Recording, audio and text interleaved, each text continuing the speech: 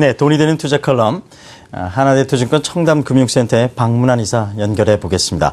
박 이사님 안녕하세요. 네, 안녕하세요. 예, 미국 쪽 얘기로 시작하겠습니다. 간밤에 미국 쪽 지표가 다소 부진했던 걸로 보여지는데요. 그럼에도 불구하고 다우 지수와 S&P 500 지수는 사상 최고가를 경신했습니다. 어떤 이유가 있을까요? 아마도 지표 중에서 가장 중요한 지표인 소매 판매가 예상치를 하회했기 때문에 시장에서는 지표가 부진했다라고 볼 수도 있겠습니다. 그 때문에 오늘 미국 국채 가격이 큰 폭으로 오르기도 했었는데요. 하지만 제 기준으로는 매우 좋았습니다. 미국 상무부가 발표한 4월 소매 판매는 분명 시장이 예측치였던 0.4% 증가를 한참 하회한 0.1% 증가로 발표됐죠. 명목상으로는 매우 좋지 않다고 볼 수가 있겠는데요. 하지만 3월 소매 판매 증가폭이 1.5% 증가로 대폭 수정됐다는 점을 놓쳐서는 안 될 겁니다. 미국 북동부는 봄과 가을이 없죠. 내일도 폭풍 소식이 있다는데요.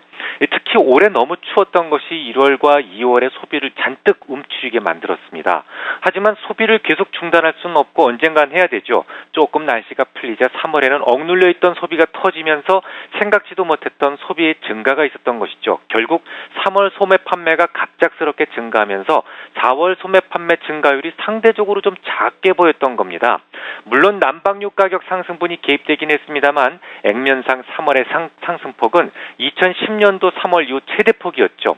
그 외 나왔던 중소기업 낙관지수는 2007년 10월 이후로 처음으로 95를 넘어설 정도로 강세였고 기업 재고도 9개월째 지속적으로 증가하는 등 미국의 경제 지표들은 매우 좋은 흐름을 이어가고 있습니다. 예, 중국 쪽 얘기를 해보겠습니다. 어제 소매 판매인가요? 산업생산 지표가 예상치를 좀 하회하면서 나왔다는 얘기가 있었습니다.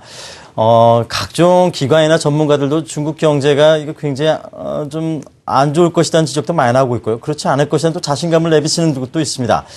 이 박문환 이사께서는 지금 나오는 지표들과 근거로 중국 경제에 대해서 어떻게 생각을 하고 계시는지요? 네, 명목상으로는 아쉽게도 중국의 경제 지표는 이번에도 돌아세우지 못했죠. 어제 발표됐던 4월의 주요 실물 지표들 모두 시장치 예상치를 하회했습니다. 산업생산은 금융위기 이후 가장 부진한 수준이었고요. 고정자산 투자 역시 지난 2008년보다도 그때가 그 금융위기가 있었다니까요. 그때보다도 낮았습니다. 엉망이었죠. 또 소매 판매 증가율은 겨우 명목 기준으로 전월보다 살짝 하락했으니까 한마디로 볼품 없었습니다. 그런데 다행인 것은 여느 때와 달리 최악의 지표에도 증시가 그다지 크게 반응하지는 않고 있다라는 건데요. 이유가 뭘까요? 첫째는 기대할 것이 이미 없었기 때문이고 둘째는 고정자산 투자의 악화가 대부분 부동산 관련 투자의 위축에 기인한다라는 것이 원인이었습니다. 설명드리죠. 리커창 총리는 지난 3월 달에 허난성에서 이런 얘기를 했습니다. 일시적인 경기 변동 때문에 단기 부양책을 취하는 일은 없을 것이다라고요. 매우 단호한 어조였는데요. 이렇게 딱 부러지게 이야기를 했으면 시장에서는 언강생심 뭔가 기대할 건더기 도 없어집니다.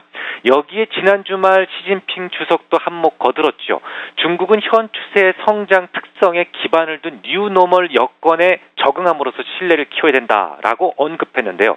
좀 어려운 말 써가면서 돌려 말하긴 했지만 결국 정부의 입장에서는 지금까지 성장 위주의 정책을 과감히 놓겠다는 의지를 다시 한번 보여준 것이었고요.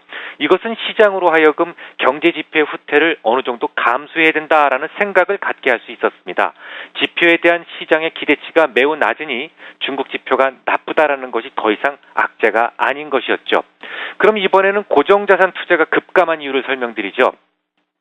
중국의 고정자산 투자는 부동산이 대부분 상당 부분을 차지하고 있습니다. 그런데 중국의 부동산 판매 증가율이 전년 동기 대비 무려 7.3% 마이너스, 2012년 6월 이후로 최저 수준으로 떨어졌고요. 월간 착공 면적은 연속 2개월 연속 두 자릿수 마이너스 증가율을 기록했습니다. 어마어마하죠. 이 때문에 고정자산 투자가 큰 폭으로 감소했는데요. 그럼 이번에는 부동산 착공이 왜 그렇게 큰 폭으로 감소했는지를 알아봐야 되겠죠. 지금 중국에는 빈집이 1000만 채가 넘는다고 합니다. 주택 공실률이 무려 15%에 달한다라는 주장이 최근 크레디리온의 증권사의 보고서를 통해서 제기됐는데요. 너무 강압적인 인구 조절 정책이 낳은 부작용이라고 볼 수가 있겠습니다. 그 보고서에 따르면 더 문제는 앞으로 수년 동안 매년 300만에서 400만 채씩 이 공실이 증가할 수 있다라고 경고하고 있습니다. 하지만 이 부분에 대해서는 저는 좀 다른 견해를 가지고 있습니다. 부동산이 문제를 일으키고 있는 건 맞습니다. 하지만 단기적인 문제에 불과하다는 생각인데요. 이미 중국에서는 이런 악재를 타개하기 위해서 도시화를 서두르고 있습니다. 또 중국 전체에서 15%의 공실이 맞을진 모르지만 주요 대도시를 기준한다면 9% 내외입니다. 아주 좋을 때 공실률이 5% 정도라고 생각을 한다면 이거 뭐 4%포인트 정도는 도시화에 박차를 가함으로써 충분히 커버될 수 있는 수준이라고 생각을 하는데요. 결국 부동산으로 인해 문제가 만들어졌지만 충분히 해결 가능한 수준이기 때문에 앞서서 걱정할 필요는 없다는 생각입니다. 게다가 지금까지 걱정을 안겨줬던 금융 안정성이 눈에 띄게 좋아지고 있다는 것도 이번 지표 발표를 통해서 확인할 수 있었는데요. 4월까지 누적 신규 대출이 3조 8천억 위안으로 전년 동기 대비 6.8% 오히려 증가했습니다. 반면에 같은 기간 동안에 기타 융자 총액이 전년 동기 대비 화끈하게 마이너스 22.6%나 감소했습니다. 이건 뭘 의미할까요? 그림자 금융에 대한 단속이 성공적으로 잘 진행되고 있다라는 것을 의미합니다. 이것은 중국 시장이 금융시장의 안정성 측면에서 봤을 때는 지난 1분기에 비해서 매우 건강해지고 있다라고 볼 수 있는 것이죠.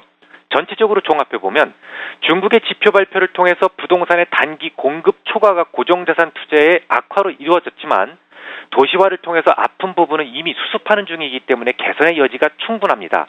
그 외에 그림자 금융으로 인해서 야기됐던 금융 안정성과 관련된 불확실성은 연초보다 크게 개선되고 있다는 판단입니다. 결론적으로 지표가 비록 언짢게 나왔습니다만 중국 경제는 여전히 좋아지는 쪽으로 순행 중이다라는 판단입니다. 네, 잘 들었습니다. 감사합니다.